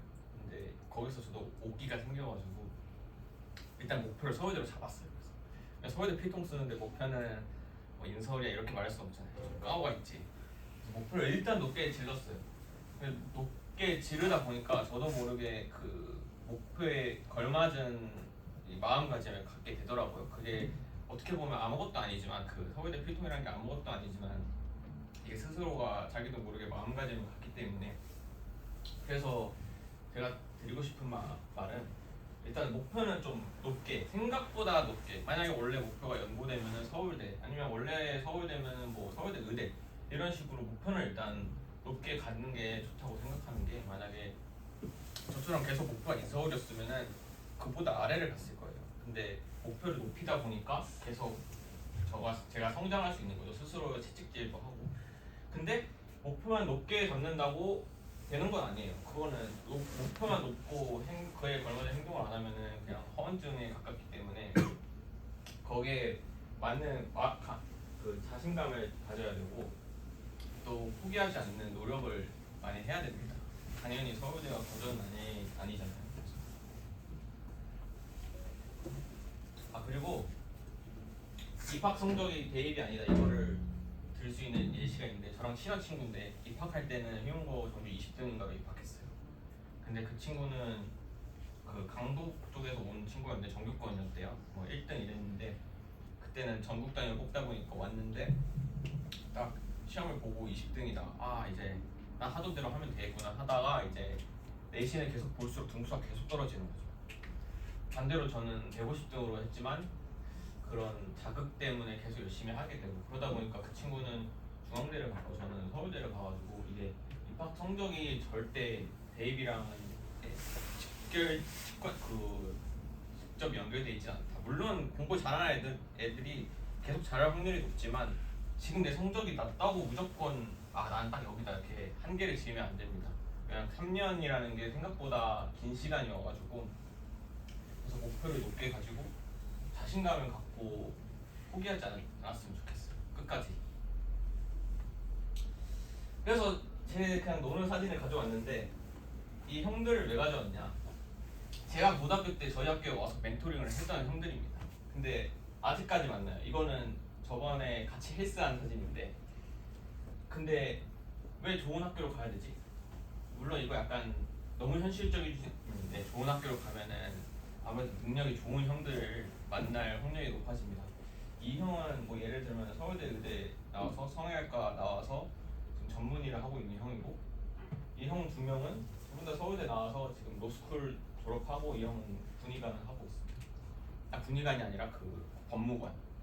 그래서 꿈이 검사여가지고 아마 올해인가 내년에 검사를 준비하는 걸로 알고 있습니다. 이렇게 너무 어린 친구들한테 현실적일 수 있는데 같이 만나는 사람들의 그 범위가 되게 넓어져요.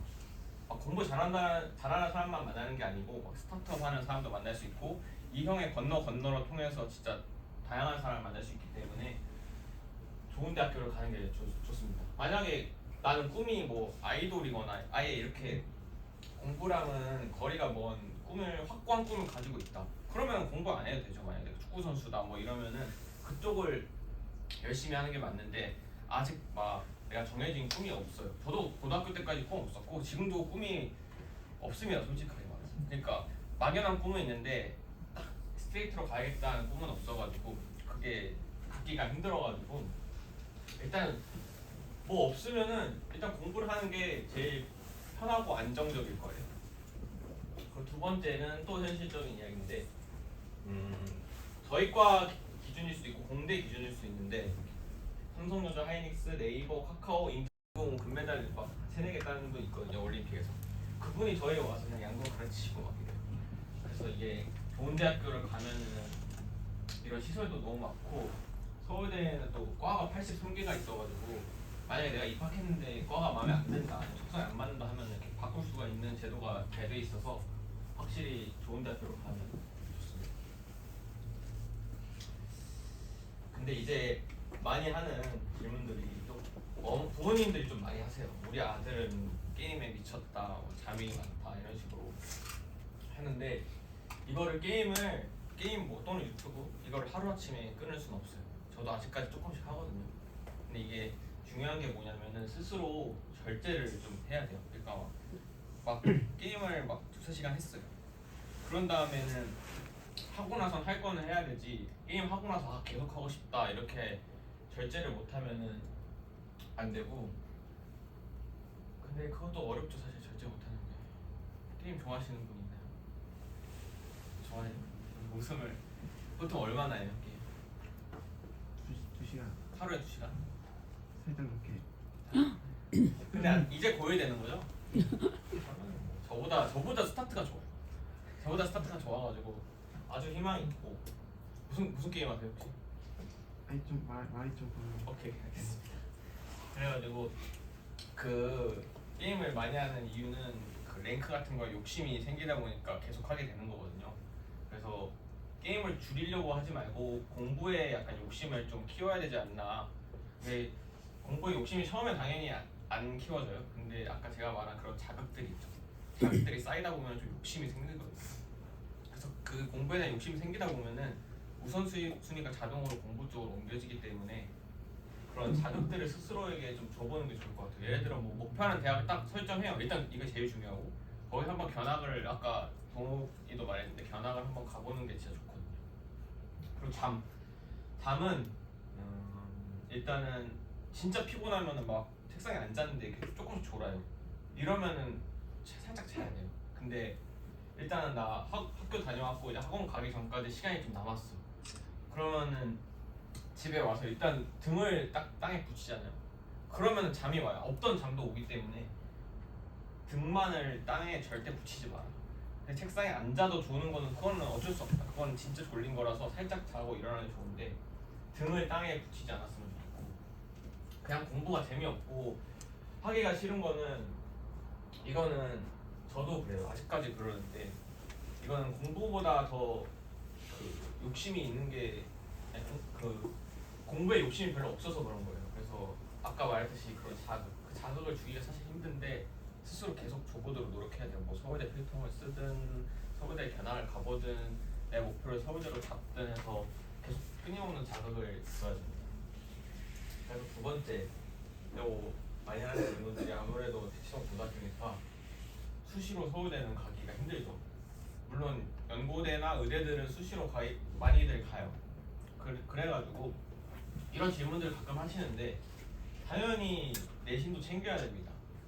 물론 저는 내신을 잘 챙기진 못했는데 일단 연고대 같은 경우는 논술 100% 전형도 있고 다른 대학교도 수시 전형이 많이 있고 의대들도 논술이 많기 때문에 일단 당연히 내신도 챙겨야 되고, 그리고 내신 공부가 수능이랑 아예 별개가 아니에요. 물론 뭐 일본어 이런 거는 별개일 수 있는데 그런 거 어차피 일본어 한 학기 계속 공부하는 거 아니잖아요. 그건 잠깐 시험 공부 기간 때 하는 거고, 뭐 수학, 영어, 과학 이런 거는 다 수능에 도움이 되기 때문에 공부를 열심히 내신 기간에 하는 게 중요하고, 그렇다고 또 내신 기간에 내신 나 이제 포기하고 그냥 수능 공부 하려다 하고 수능 공부만 하는 사람들이 그 기간에 막 엄청나게 뭔가 이루진 못해요. 딱히 2~3주 수능 공부 멈추고 내신 공부 멈추고 수능 공부 한다고 드라마틱하게 달라지지 않기 때문에 그냥 학교에서 시키는 거를 열심히 하고 그러면서 수능 공부도 하고 하는 게 좋습니다. 그리고 세 번째, 이거는 약간 고3들이 이제 원서 쓸 때 많이 물어보는 건데, 서울대 낮은과 가냐 아니면은 좀 덜 좋은 학교에 높은 과를 가냐, 이거는 개인 선택이에요. 예를 들어 저도 의대를 붙었는데 안 간 것처럼 이건 개인 선택이라서 제가 뭐라 할 수는 없지만 뭘 할 수가 없습니다. 개인 선택인데 만약에 예시를 들면 서울대 농대를 가도 AI 쪽으로 전과하거나 또 전공을 2개 할 수 있는 제도가 엄청 많아요. 요즘 워낙 정부에서 AI 늘리라 해가지고 제도가 엄청 많기 때문에 길은 있다. 그 정도 말씀드릴 수 있습니다. 그리고 해주고 싶은 말은 마지막으로 생각보다 높은 목표를 잡았으면 좋겠습니다. 높게 목표 잡는 게 부끄러운 게 아니거든요. 그래서 생각보다 진짜 본인이 생각했을 때 나 이 정도 갈 것 같다 하는 것보다 높게 잡았으면 좋겠고, 그래서 그 목표에 걸맞게 노력을 해야 되는데 그렇다고 치열하게 하는데 또 이기적이진 않았으면 좋겠어요. 만약에 예를 들어 가끔씩 이런 친구가 있어요. 고등학교 때 내가 좋은 자료 갖고 있는데 막 풀고 있어요 뭔가. 그래서 그냥 가서 이거 뭐야 하면 약간 숨기는 그런 애들이 있거든요. 근데 안 그랬으면 좋겠어요. 그 자료 때문에 내신 조금 더 잘 볼 수는 있겠지만 이게 길게 봐야 되기 때문에 옆에 있는 친구랑 같이 뭔가 고난이라 해야 될까요? 그런 거를 이겨낸다는 마음으로 같이 막 좋은 자료 있으면 공유하고 같이 놀 때 또 같이 놀고 이렇게 해서 그 친구들을 오랫동안 이어갔으면 좋겠거든요. 아직까지. 그래서 열심히 하는데 이기적이진 마라 이렇게 말씀드리고 싶고, 마지막은 아까 얘기했던 것처럼 높은 목표를 뚜렷하게 갖고 자신감을 갖고 끊임없이 노력을 했으면 좋겠습니다. 그래서 제 생각보다 부산 대학이 어렵지 않을 수가 있어서 하면 됩니다. 제가 그 경험을 통해서 보여드렸고, 네, 감사합니다.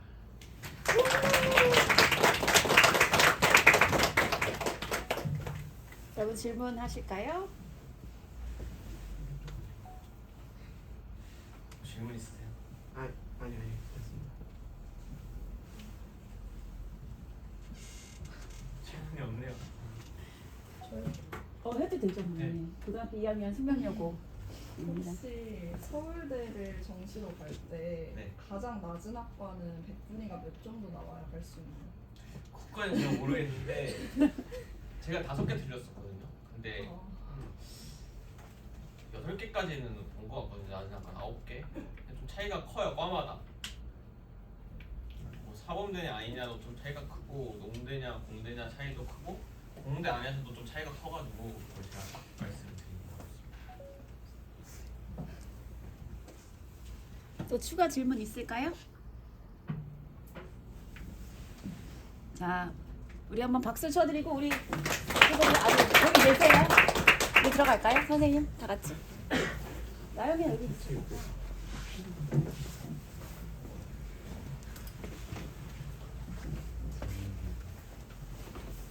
우리 같이 질문 받으면 좋을 것 같아서.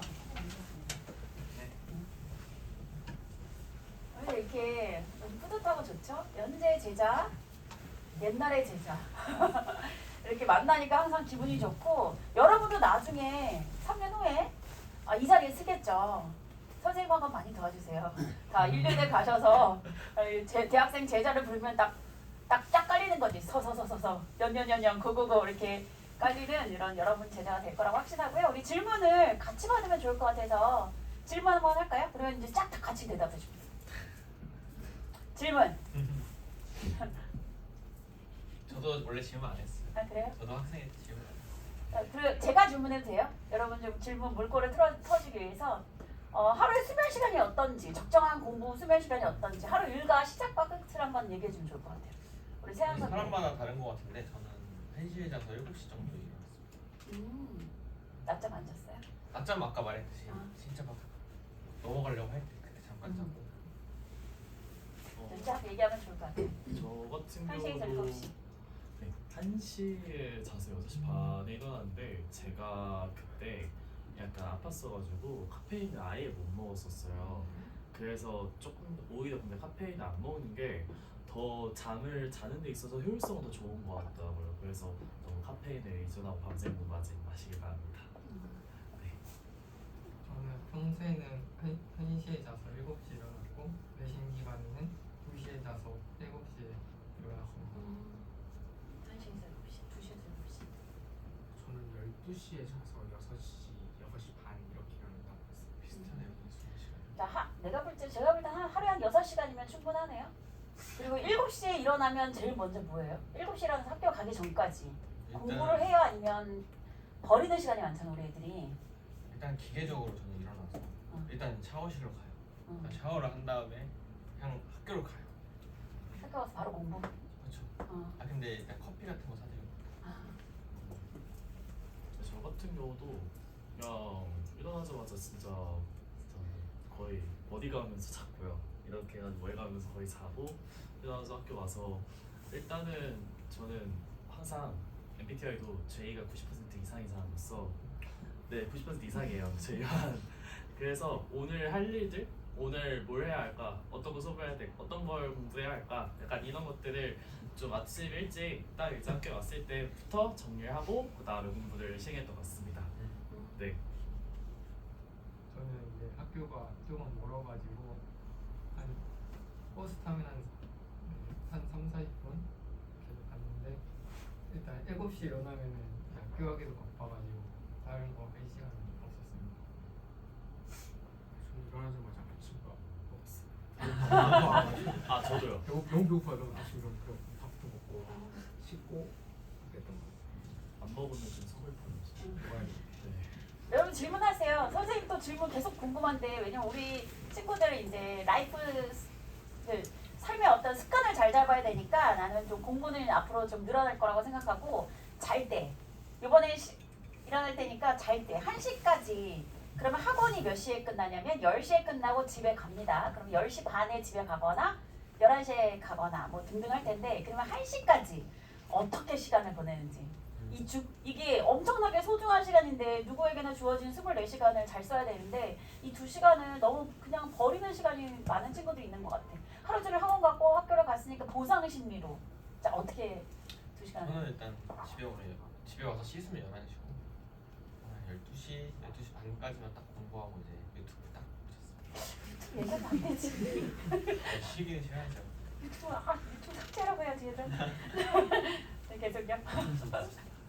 솔직하게 말하면 저도 이하 동문인데 근데요 여러분들 너무 공부만 솔직히 할 수는 없어요. 진짜로 솔직히 하고 싶은 일들도 많고 그렇잖아요. 그래서 여러분들 공부할 때 너무 약간 기계적으로 하는 반복적으로 하는 것도 물론 좋지만은 적절한 당근과 채찍을 좀 스스로에게 부여했으면 좋겠는데 다만 좀 절제하는 게 필요하겠죠. 밤에 뭐 했어요? 11시부터 1시까지? 저요? 그때는 약간 좀 급하다 내신 기간 좀 급하다 하면은 제 2학물 공부를 했고요. 그때는 좀 부족했던 부분들 많이 공부하고 제가 MBTI도 제일 90% 이상으로서 다 했나 할 일 다 했나 아니면 뭐 내일 또 뭐 하나 약간 이런 식으로 조금 생각하다가 씻고 바로 그냥 잤던 것 같습니다. 갑자기 떠올랐는데 플래너 꼭 쓰세요. 플래너. 아 근데요 또 이게 네. 견해가 달라질 수 있는데 내일 쓸 자신 없으시면 아예 사지도 마세요. 정말 그리고 또 저는 또 생각하는 게 약간 인스타 같은 데 보면은 플래너나 이런 거 막 홈스타그램? 찍어 올리고 막 이러잖아요. 몇몇 친구도 몇 명 있을걸요? 그쵸? 아마 주변 친구도 있을 텐데 저는 근데 개인적으로 보여주기식 공부를 하면 안 된다고 생각합니다. 그래서 뭐 물론 공스타 하시는 분들을 막 그렇게 비판하거나 그런 거 절대 아니에요. 근데 자신을 위한 공부를 하는 게 우선이라서 뭔가 스터디 플래너나 이런 거 작성할 때 있어서는 자기가 어떤 걸 해야 될지 정리하는 용도만 쓰시고 너무 꾸미고 이제 한 줄 이제 명언 쓰고 이제 형광펜 막 색깔별로 하고 그런 것보다는 그래도 그런 용도로 내일마다 적는 데 있어서는 플래너를 쓰는 게 좋지 않을까라고 생각합니다. 그래서 잠깐 광고가 들어가면 우리 모트 플래너 플래너가 있어요? 네, 폴드 플래너 있고요. 네. 저거 한 10,000원 넘는 건데 선생님이 진짜 엄청 구매해왔거든. 진짜 마음은 그냥 주고 싶은데 리뷰 쓰면 선생님 리뷰 이벤트로 저거 그냥 드려요. 영수증 리뷰 이벤트고요. 리진교육 네이버에서 리진교육 쳐서 들어가서 영수증 리뷰 눌러. 그래가지고 그 영수증을 해가지고 이렇게 쓰면 바로 로트모트 플래너 드립니다. 자 오늘부터 바로 하실까요? 이따 한 명씩 오시면 네, 리뷰 작성하고 오늘 이거 리뷰하면 되잖아. 그쵸? 하고 바로 드릴게요. 네, 계속 이어서 PPL. 근데 저는 또 말씀드리는 게 보여주기식 공부가 전 또 나쁜 건 아니라 이게 근데 진짜 물론 이게 결과가 막 결과가 들어오세요. 좋지만은 결과적으로 봤을 때 비슷하지만 진짜 사람마다 결과가 또 달라요. 진짜로. 그래서 여러분들 알아서 들으실 거 들으시고 거두실 거 거두시고 그냥 네 진짜 소신대로 들으시면 될 것 같아요. 저는 보여주기식 공부가 물론 내가 오늘 뭐 공부했는지 딱 적는데 그거를 뻥치면 안 돼요.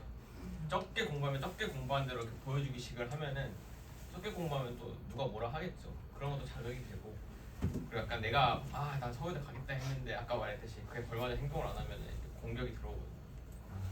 또한 자극이 되고 너가 나한테 감히 약간 이런 느낌? 너가 날 뭐라고 해? 약간 이러면서 열심히 공부하는 이런 자극이 되기 때문에 보여주기식이 막 거만하거나 막 나 이렇게 이만큼 한다 자랑한다기보다는 누구한테 검사를 받는 거죠. 나는 이만큼 했다 약간 이런 식으로. 그 정도는 괜찮을 거라고 봅니다. 저도 껴도 되는지 모르겠는데 플래너 작성할 때 보여주기는 나는 되게 좋다고 생각해요. 왜냐면 뭔가 누구한테 이 상대방한테 인정받고 싶은 인정력이 누구나 다 있잖아요. 인정력이 있기 때문에 뭔가 그런 거를 인정을 받으면 더 잘하고 싶은 마음이 있어서 단 우리 선배가 말한 것처럼 뭐 꾸미는데 명언을 찾는데 시간을 쓰는다던가 그러니까 하다 보면 주가 뭔지 주객 정도라고 잘못되지만 않는다면 적절한 선에서는 괜찮다라고 생각을 합니다. 네, 그래서 우리 일단 뭔지 아시죠? 주제가 11시부터 1시였어요. 내신 기간 아닐 때는 비강령이라서 말씀드리기 어렵고 내신 기간일 때는 이제 집에 와서 한 30분 정도 유튜브를 봤는데 저는 영상을 2배 속으로 보거든요. 그러면 30분 쉬었는데 1시간 쉰 것 같은 기분을 느낄 수 있어요. 그 나머지 시간에는 대부분이면 수학 공부를 열심히 했습니다. 영어는 아닌가요? 영어는 학교에서 학교에서 했어 나한테는. 네, 계속 하세요. 저는 중학교 때 기숙사여가지고 자습하다가 친구들이랑 좀 이야기하다가 그냥 잤던 거 같고 침대 4인 1실이어가지고 이야기하다 보면 어느 순간 무슨 코 골고 있거든요. 나 혼자 말하고 있었던 게 되는 그런 경우도 있고 재수할 때는 지금 웬만해서 빨리 자려고 했던 것 같아요. 어쩔 때는 그냥 가끔 안 풀리는 수학 문제 진짜 안 풀리니까 너무 화나가지고 심지어 막 작년에 내가 분명히 풀었던 것 같은데 우리는 못 푸는 거야. 그래서 그럼 또 생각하면서 자면 잠도 잘 와요. 그래서 그거 생각하다가 잔 적도 많은 것 같고 그래서 최대한 유의미하게 쉬려고 노력을 많이 했던 것 같습니다. 쉴 때는 확실히 쉬고 싶어가지고 사람마다 좀 개인차가 있는 것 같고 평소에 얼마나 밀도 있게 공부하느냐에 따라서 다른데 낮에 정말 밀도 있게 공부하면 밤에 좀 쉬는 것도 괜찮지만 좀 시기에 따라서도 다르고 그런 것 같아요. 유튜브 얘기했는데 우리 수요일에 왔던 선배는 또 서울대 의대 간 선배는 뭐라고 얘기했냐면 어머니들 다 이런 똑같은 질문 하셨거든요. 그 선배는 유튜브 인스타 다 계정 탈퇴해라 이렇게 얘기했거든요. 서울대 의대는 달라요. 서울대 의대는 다른 것 같습니다. 다 탈퇴해라. 어머니가 이렇게 걸어주게끔 아무것도 못 들어가게끔 하고 이런 거 다 바로 계정 삭제하시라고 비활성하고 삭제하고 유튜브는 아예 근처도 가지 말아라 이렇게 얘기를 했거든요. 다르죠. 네, 적절하게 보는 건 괜찮을 수 있는데 습관이 되면 안 된다라고 생각을 합니다. 나는. 우리 질문 이제 받으면 이렇게 재밌잖아요. 우리 서로 의견 다르고 기회가 없습니다. 네. 공부할 때 배고픈 먼저. 공부할 때 배고픈 상태랄지 아니면 좀 배부른 상태랄지. 그래 일단 저는 아침을 안 먹었고 1교시 정도 끝나면 이제 매점으로 달려가가지고 빵 하나 먹는 거. 저는 배고픈 상태 공부하면 그럼 서러운 게 없다고 생각해요. 그래서 저는 그래도 조금 먹었던 것 같아요. 그래서 고등학교 때 다들 들어보시면 살 좀 찐다고 하잖아요. 특히 고3 때 되면은 저도 많이 쪘었습니다. 네. 그래서 저는 그냥 배고픈 상태 공부하지는 않았던 것 같아요. 저는 보시다시피 먹는 거에 큰 비중을 두지 않아가지고 시간 나면 먹고 그랬습니다. 저도 그냥 저는 아침, 점심, 저녁 다 먹었고요. 새끼는 전 챙겨 먹어야 된다고 생각해요. 그 새끼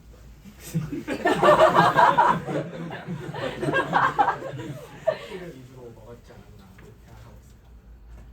왜 이렇게 웃기지? 그 새끼. 너무 재밌네. 우리 서율이. 쉬는 시간, 학교 쉬는 시간이나 점심 시간을 활용을 하셨는지. 저는 잘했네. 잘했네. 아니에요.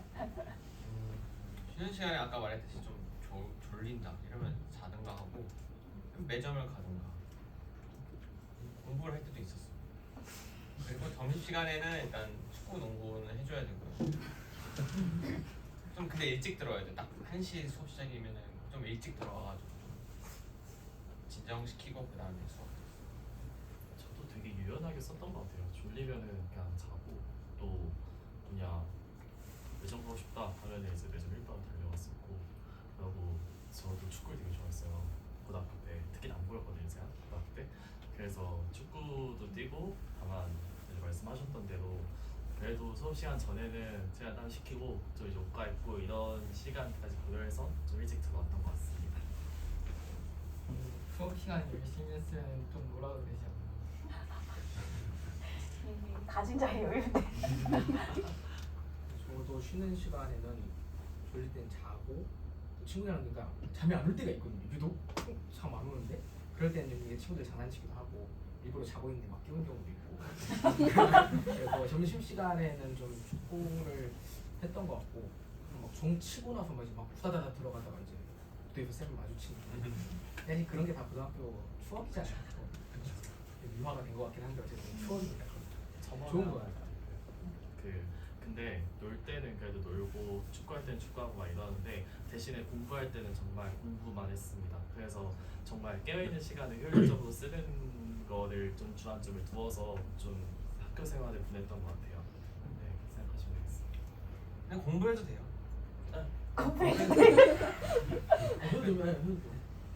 필요하시면 하시는 거예요. 근데 웬만하면 필요할걸요? 좋은 점수 받으려면. 근데 맞아요. 욕심이 생기면 하게 돼요. 맞아요. 저도 너무 건조했어요. 전에 저 같은 경우가 제가 고등학교 2학년 때 저만 수시를 챙겼었고 나머지가 정시였어요. 그래가지고 저만 이제 내신 때문에 거의 공부를 했었는데 딴 애들 교실에서 발야법을 써서 저는 이제 내신 공부하고 막 그랬습니다. 네네. 서울대 의대생은 뭐라고 그랬냐면 똑같은 질문이 있어서 얘기해도 돼요? 네.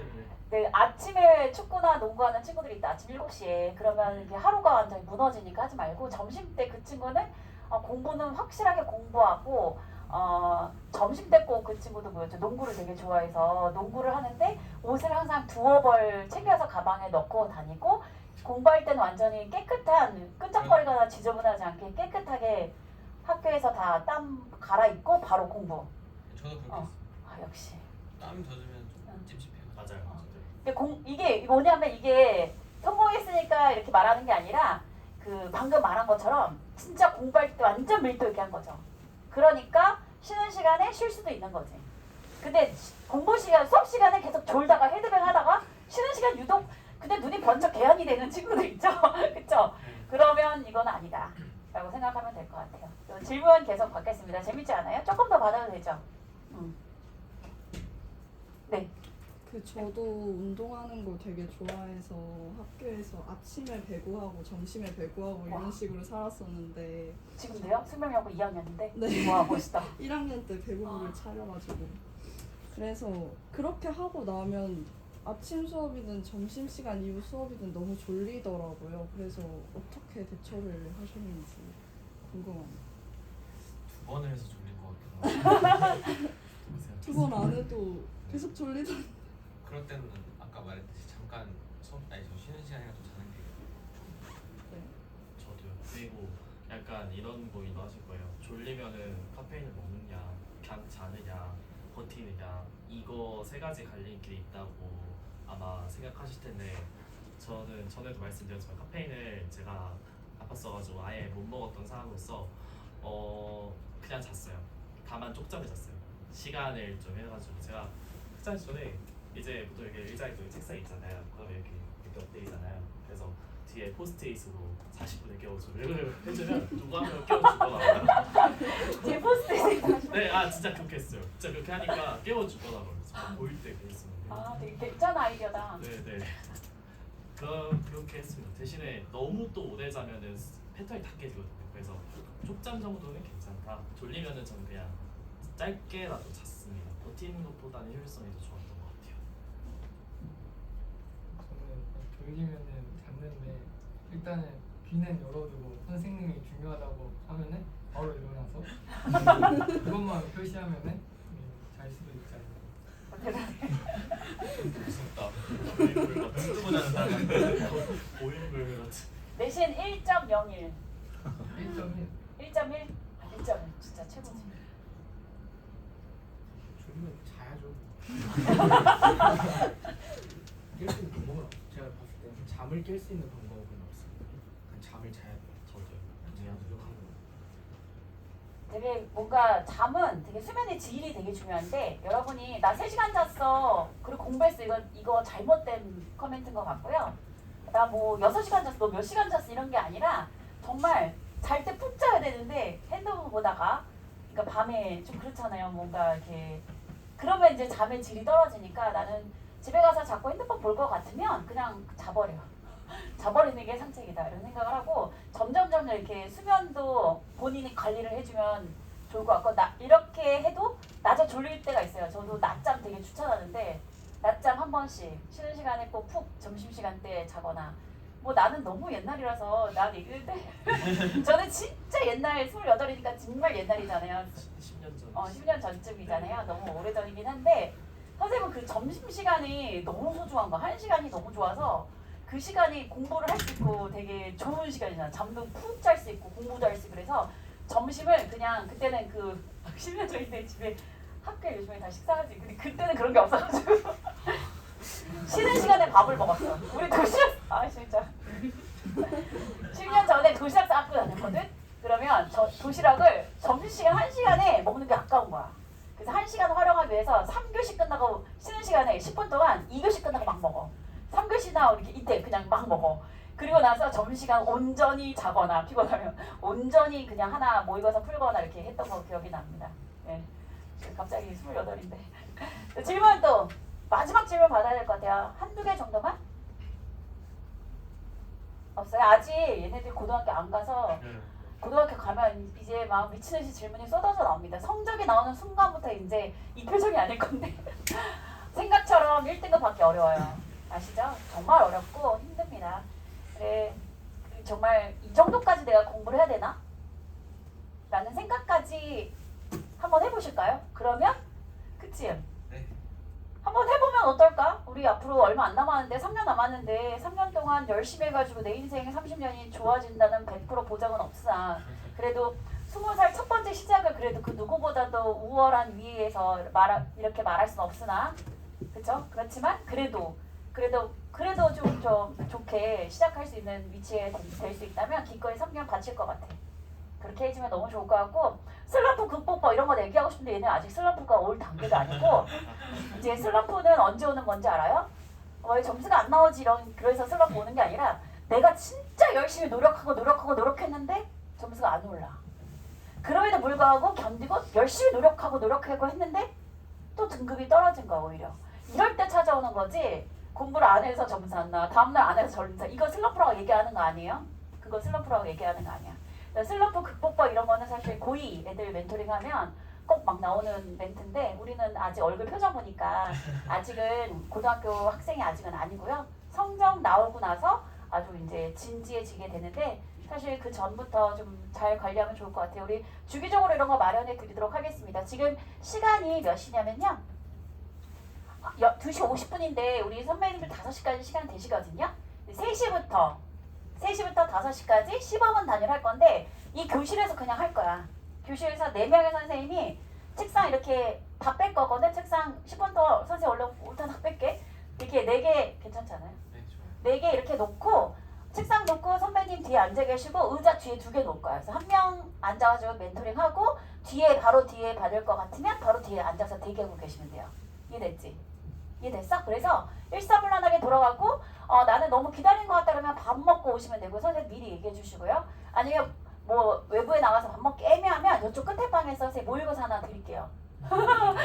공부할 거 드릴게요. 다더랑 끝에 방에. 알았지? 끝에 방에 가서 공부하고 계시면 이렇게 돌아갈 것 같습니다. 우선순위는 고등학교 1학년 친구들 우선순위로 먼저 가도록 할게요. 우리 잠깐 쉴까요?